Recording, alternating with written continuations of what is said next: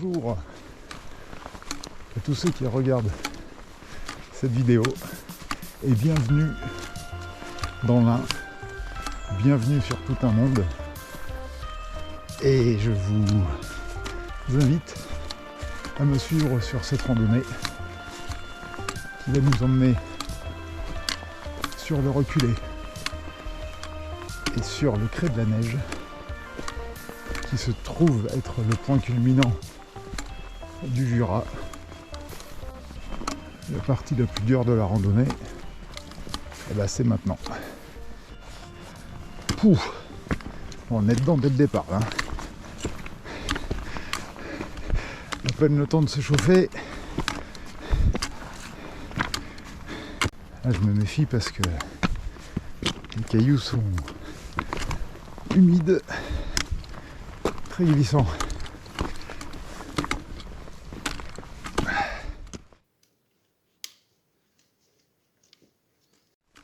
On est content là de tomber sur des marques et sur des repères bien propres, parce que c'est pas toujours le cas.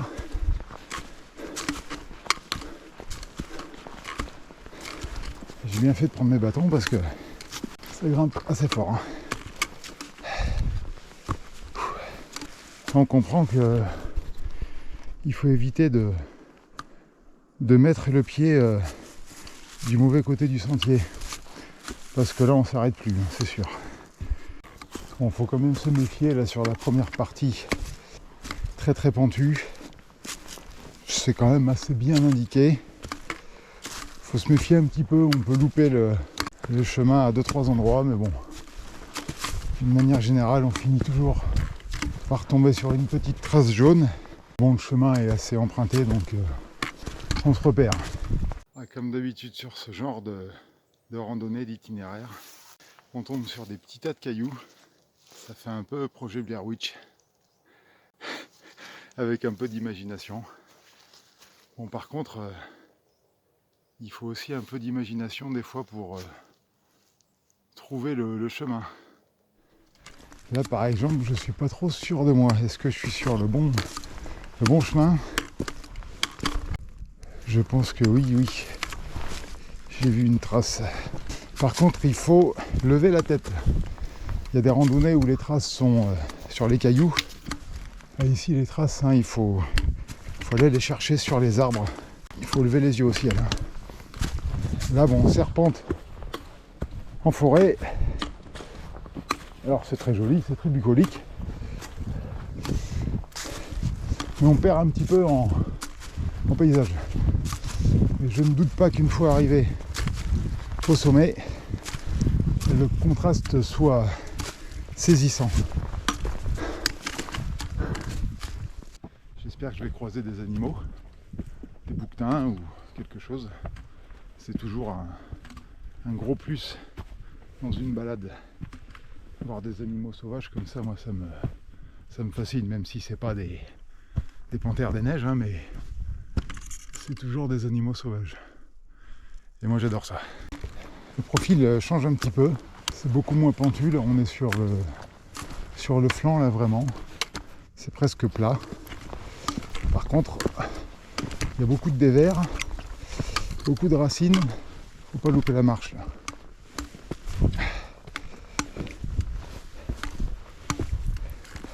Mais bon, là ici on peut pas se tromper. C'est pratiquement une voie verte, hein. Il n'y a qu'à suivre le chemin.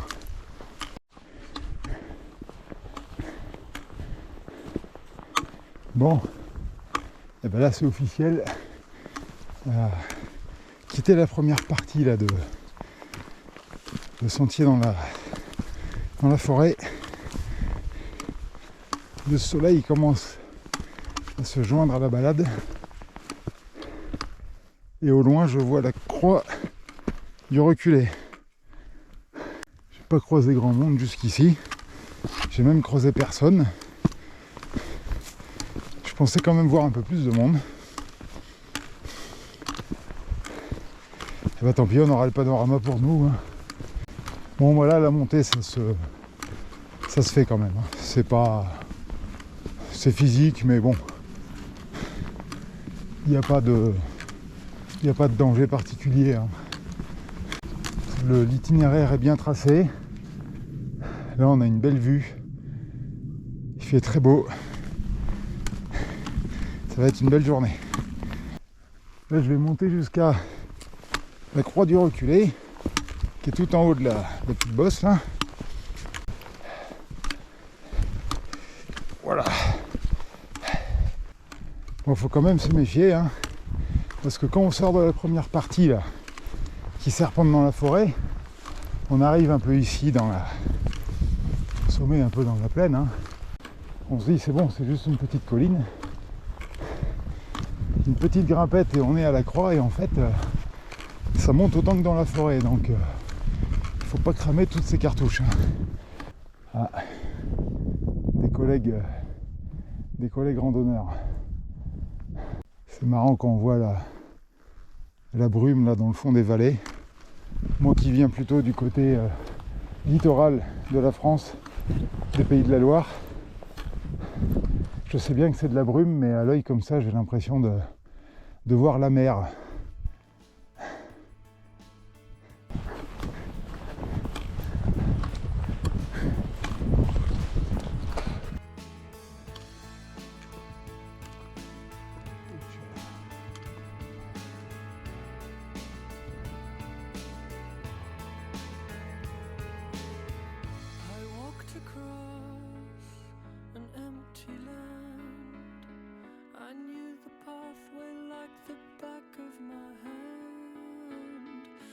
Felt the earth beneath my feet, sat by the river and it made me complete. Oh simple thing, where have you gone?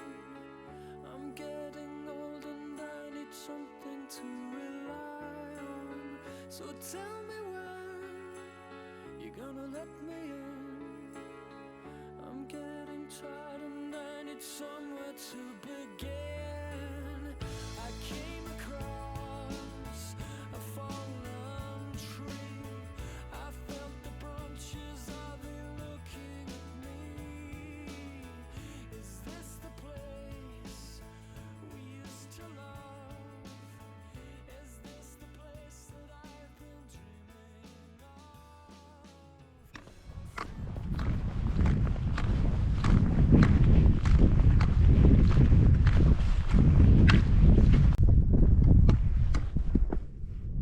On a quand même du mal à s'imaginer ce qu'il y a là-dessous, hein. Alors je sais pas si c'est plus ou moins impressionnant sans les nuages, mais là c'est déjà magnifique. Donc j'ai voulu faire un petit détour pour suivre le chemin initialement prévu et passer par le sentier de Curson. Mais bon, j'ai dû louper un truc.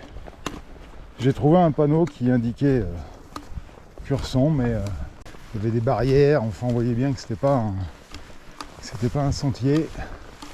Donc là je vais essayer de reprendre le cours initial de la randonnée, parce que là on a vite fait de faire des détours. Et comme la rando va être déjà longue, autant éviter de faire des kilomètres superflus.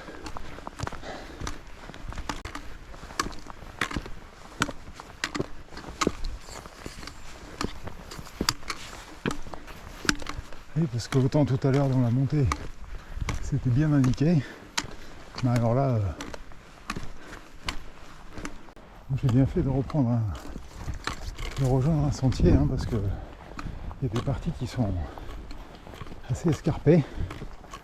Ouais, s'il avait fallu traverser tout ça, je pense que je me serais mis dans une situation embarrassante. Bon là ça va, hein. Là c'est un sentier tout public. On y arrive.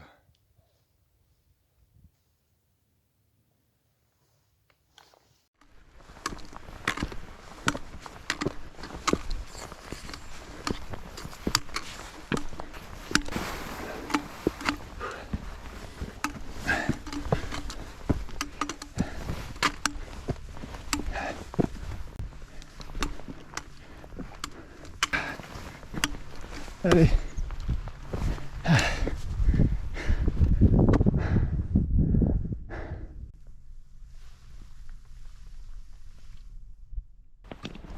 On vient de passer le crêt de la Neige, 1720 mètres. C'est le plus haut sommet du Jura. Et là on file sur le Grand Crêt. Bon là je pense que question montée, on a fait le plus. Maintenant ça va être pratiquement que de la descente. Et puis je vais me trouver un petit coin pour faire une pause déjeuner.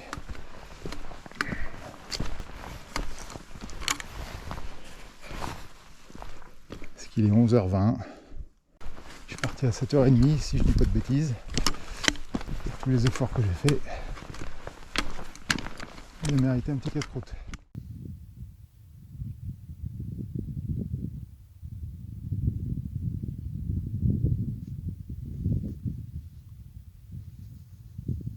Allez, après la petite pause bien méritée, une petite collation avec la vue sur le Mont Blanc.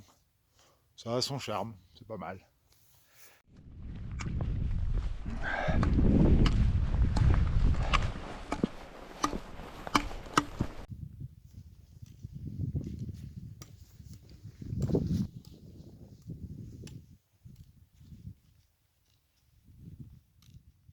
On arrive au Grand Crêt. Là, pour information, jusqu'à là on suivait le GR, donc balisé blanc et rouge. Là maintenant on suit le balisage jaune. Il y a eu une petite intersection là avec des chemins à gauche qui partaient vers le village en bas là. Et là moi je continue tout droit pour la toute petite ascension de la toute petite colline qui se trouve devant moi, le Grand Crêt.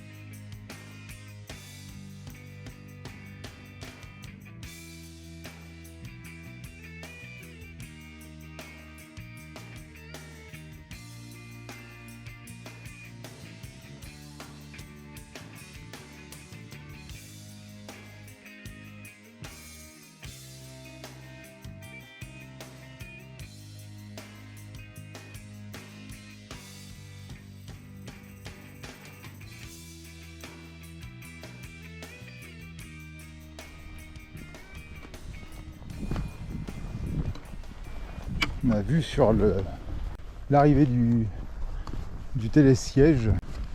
Donc je pense que tout en bas, on va retomber sur les Lex.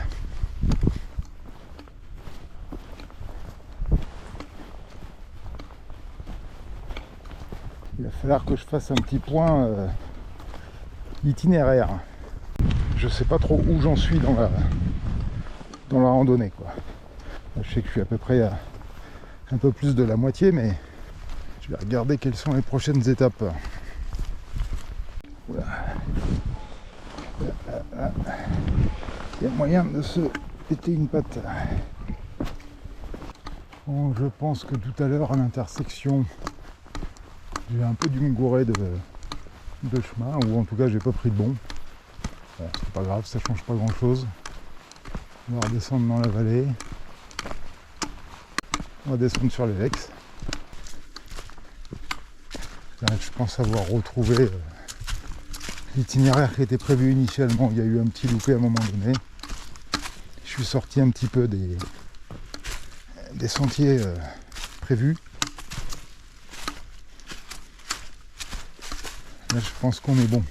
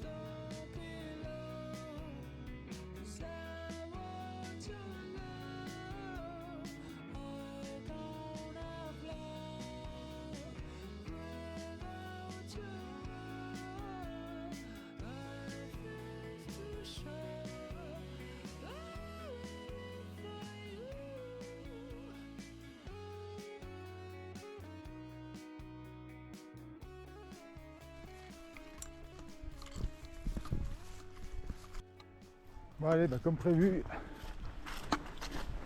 un petit passage de route pour rentrer. On est obligé de se taper ce petit bout de route, soit au début, soit à la fin de la randonnée. Il n'y a pas le choix. Je pensais qu'il y avait beaucoup plus, en fait il y a juste 2 km. Donc je m'attendais à 3 ou 4. Donc bon, c'est pas si terrible. Et puis comme ça on peut jeter un œil une dernière fois sur toutes les montagnes qu'on a traversées.